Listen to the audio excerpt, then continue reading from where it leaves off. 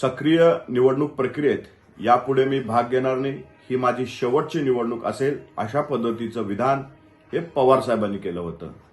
त्याचाच धागा घेत, त्याचाच संदर्भ देत दादांनी त्यावरती भाष्य केलं.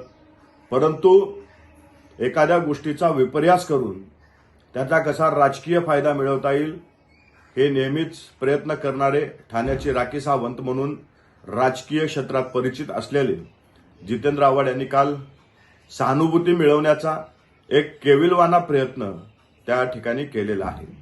जितेंद्र आव्हाड हे राष्ट्रवादीमध्ये एखाद्याच्या घराला जर आग लागली असेल आणि त्या घरापुढे पेट्रोलचा टाकी असेल तर त्या टाकीवरती पाण्याची टाकी लिहून त्या एखाद्या व्यक्तीच्या हातात ते त्या घरावरती ओतायला लावतील आणि ते ओतल्याच्या नंतर गावभर बोबाटा करत फिरतील की यांनी घर पेटवलं, आणि त्यावर आपली राजकीय पोळी भाजून घेणारं नेतृत्व म्हणजे जितेंद्र आव्हाड आहे.